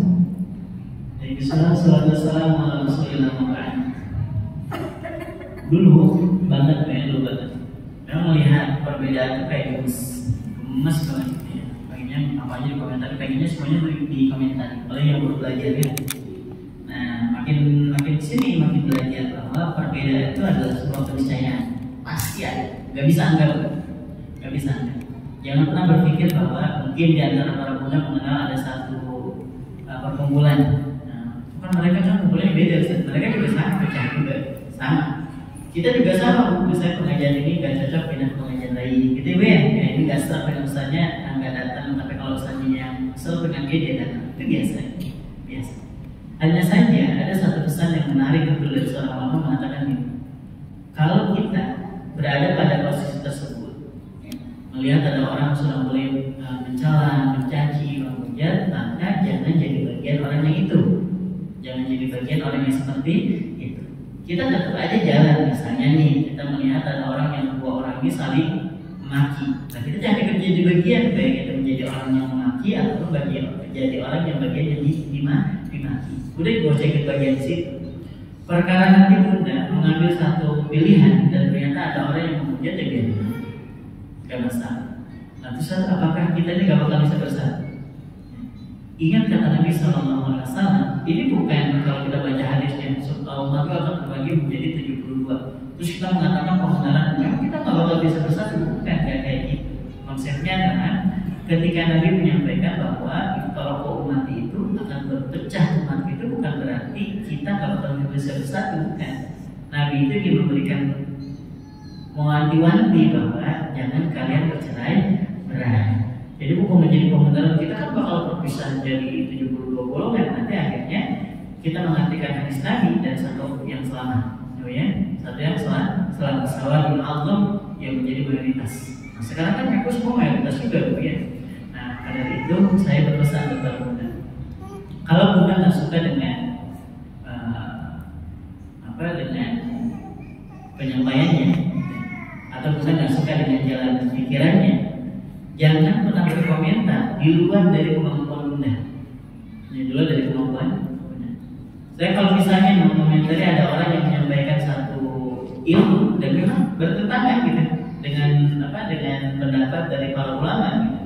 Saya akan menyampaikan itu bukan yang ada ya dalam ini, bukannya itu juga dijelaskan ya oleh imam ini. Tapi kalau untuk urusan yang saya nggak tahu bisa gitu, kayak urusan pemerintah, ada 17 Agustus mau mengibarkan bendera One Piece gitu ya. Saya nggak paham gitu ya. Gimana sih? Ya saya nggak tahu pesannya itu. Tapi kalau masalah fikih, akidah, syariat, saya kata nyambung gitu ya. Bunda, pesan saya, kalau ada satu pengajian yang membuat Bunda itu jadi antipati, merasa diri jauh lebih baik dari orang lain, merasa diri lebih benar daripada orang lain, saran saya perbanyak istighfar aja. Perbanyak apa? Istighfar. Termasuk pengajian saya. Kalau Bunda merasa dengan ikut pengajian saya, Bunda jadi merasa diri lebih baik dari orang lain, tinggalin aja. Membuat ibu jadi pokoknya kalau bukan Ustaz Deris pasti salah, tinggalin. Terus kalau saya bilang ibu pokoknya ngajinya sama saya aja, karena sama lain itu banyak syubhatnya, banyak keraguan-keraguannya, itu tinggalin aja saya. Selama saya nanti sampai mengucapkan kalimat membatasi ibu untuk belajar, ibu jangan sama Ustaz Anam ya, itu bahaya, itu tinggalin aja. Kecuali memang saya bilang ibu jangan belajar sama janda. Itu gue masuk protes ke saya kan udah betul sudah tuh ya, sudah betul. Yang belajar apa dari siapa janda. Ibu jangan ngambil ilmu apapun dari Mama Bukro, ya. Makoli itu ya. Jangan, wah usah ini, gak usah diomongin udah ada ya. Dan boleh jadi di antara para bunda ada juga yang tertarik dengan ceramahnya beliau gitu. Mungkin sadar beberapa kali ya, sadar kesini. Udah ikut IG-nya sadar kesini. Ada ya, beberapa kali tuh mesti videonya Mabu Berpema harus diluruskan. Nah itu boleh. Karena kerusakannya udah memang depan umum. Jadi kalau misalnya kita katakan ada pusat di sana terus kita sampaikan di situ namanya nggak adil. Kalau dia udah sampai viral di media sosial, ajarannya nggak jelas, nah kita boleh sampaikan itu jangan diikuti ya. Itu boleh. Tapi kalau saya bilang misalnya, ibu pokoknya usahakan kalau pengajian saya harus sama saya aja, bisa sama yang lain, itu udah tinggalin aja, ya. Dan menyikapi itu pokoknya jangan kalau ada pencela, bisa itu pesan dari Agim. Kalau ada pencela dan kita nggak suka dengan orang yang suka mencela, maka kita jangan jadi pencela.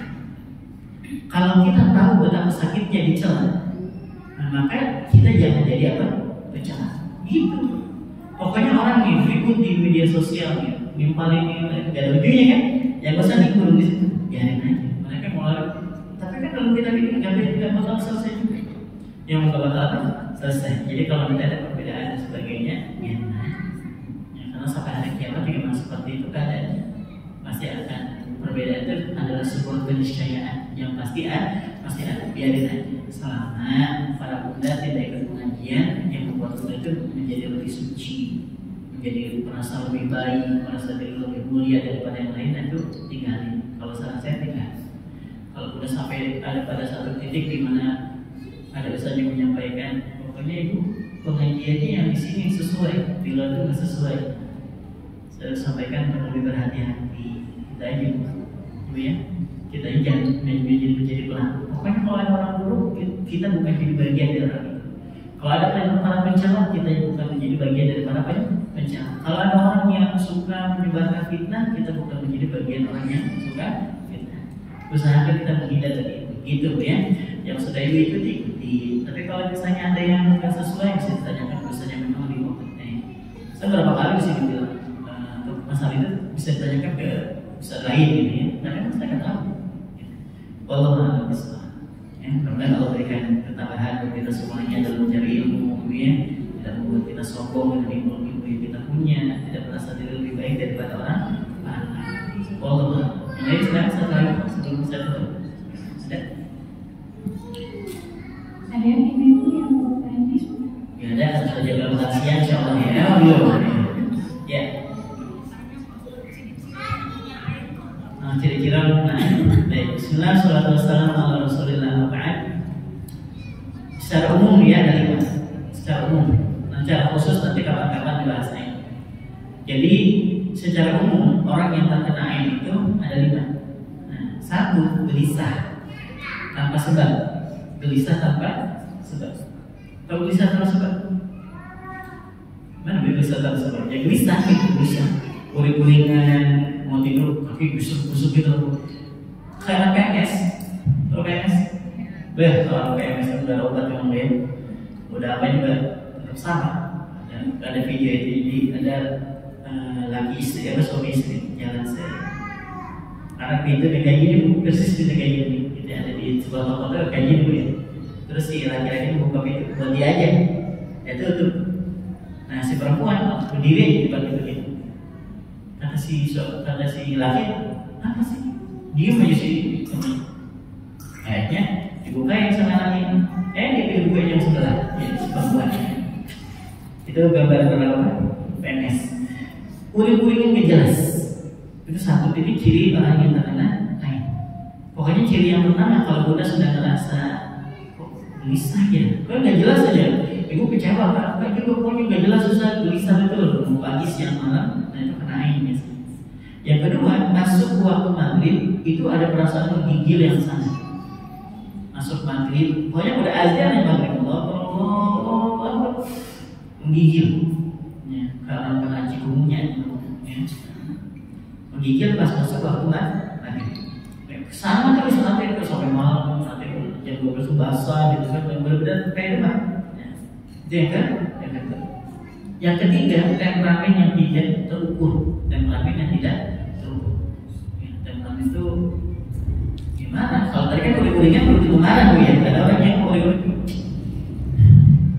susah tidur gitu. Wajar bisa gitu. Tapi kalau sudah temperamen yang tidak terukur, kita nyolek sedikit langsung kasih yang semua gitu naik gitu. Paham ya? Nah, yang keempat, benci yang hadir tanpa diketahui siapa yang dibenci gitu. Orang lihat kamu benci itu banyak.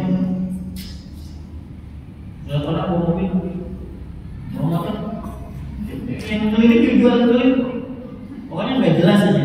Dia benci sama semua kan. Itu terkena kan? Nah, yang paling umum satunya adalah timbul bercak hitam, bercak merah atau kemerahan atau menghitam, biru dan sebagainya, menghijau dan seterusnya di bagian atau area-area tertentu, terutama di wajah. Di zaman Nabi itu ada seorang wanita yang terkenal kecantikannya, jadi masyhur. Kecantikannya itu kalau disebut bisa gitu. Disebutkan namanya LCL. LCL itu LCL. Mencinta biasa kan bila tadinya.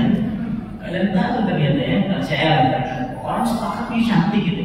Kalau laki itu senang, mukanya cantik gitu. Atau yang lain lah contohnya baik kan.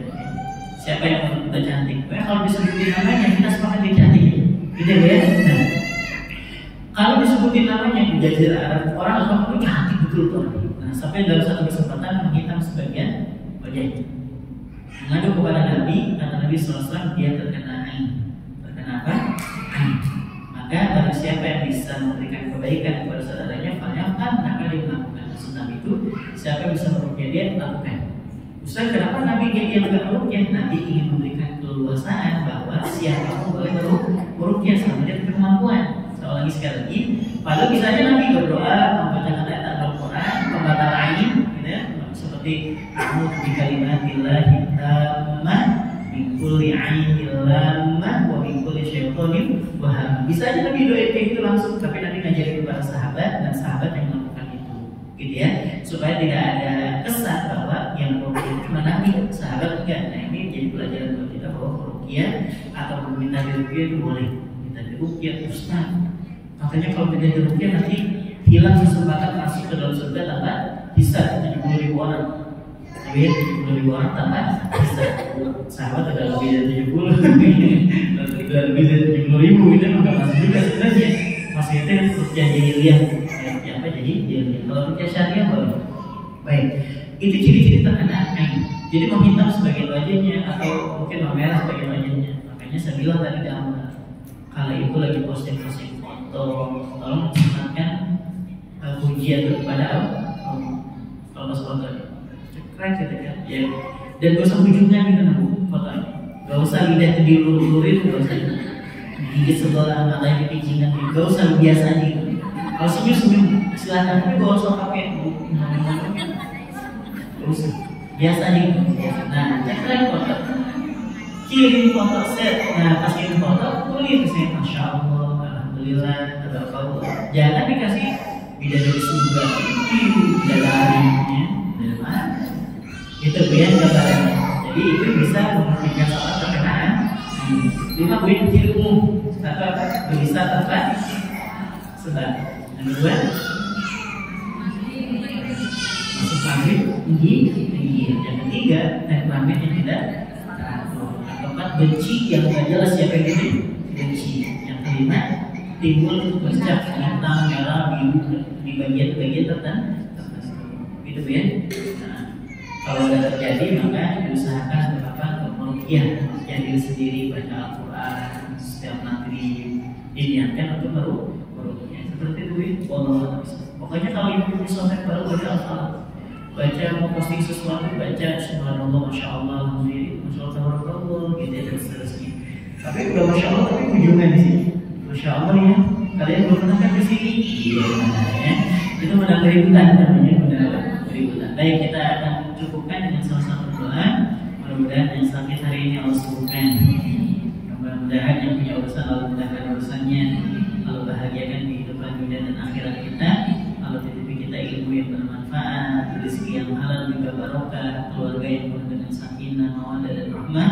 Allah titipi kita juga anak-anak yang soleh dan soleha, yang menjadi penyejuk mata dan penenteram hati untuk orang tuanya. Dan mudah-mudahan Allah bahagiakan kehidupan kedua orang tua kita. Allah muliakan kehidupan kedua orang tua kita, baik yang masih hidup ataupun yang sudah meninggal. Ala hadhihi ya wa ala kulli niyatin shalihah. Al-Fatihah. A'udzu billahi minasyaitonir rajim. Bismillahirrahmanirrahim. Alhamdulillahi rabbil alamin. Ar-Rahmanir Rahim. Maliki yaumiddin. Iyyaka na'budu wa iyyaka nasta'in. Ihdinas siratal mustaqim. Siratal ladzina an'amta 'alaihim ghairil maghdubi 'alaihim waladdallin. Amin. Allahumma shalli wa sallim 'ala nabiyyina Muhammadin fil awwalin wal akhirin. Barik wa sallim wa radiyallahu ta'ala an kulli sahabati Rasulillahi ajma'in. Hamdan syakirin, hamdan na'imin, hamdan yuwafi ni'amahu wa yukafi'u mazidah. Ya Rabbana lakal hamdu kama yanbaghi li jalali wajhikal karim wa 'azimi sultanik. Rabbana awzi'na an nashkura ni'mataka allati an'amta 'alaina وعلى والدينا وأن نعمل صالحا ترضاه وأدخلنا برحمتك في عبادك الصالحين. ربنا هب لنا من أزواجنا وذرياتنا قرة أعين واجعلنا للمتقين إماما. ربنا اغفر لنا ذنوبنا ولإخواننا الذين سبقونا بالإيمان ولا تجعل في قلوبنا غلا للذين آمنوا إنك رؤوف رحيم. اللهم انصر إخواننا المسلمين في فلسطين. اللهم انصر إخواننا المسلمين المستضعفين في فلسطين. اللهم انصر إخواننا المسلمين المجاهدين في فلسطين في كل مكان وفي كل زمان يا أرحم الراحمين. ربنا آتنا في الدنيا حسنة وفي الآخرة حسنة وقنا عذاب النار بفضلك سبحان ربك رب العزة عما يصفون وسلام على المرسلين والحمد لله رب العالمين. Baik, kalau dimakan hidup sendirian tanpa kekasih. Cukup sekian dan terima kasih. Assalamualaikum warahmatullahi wabarakatuh.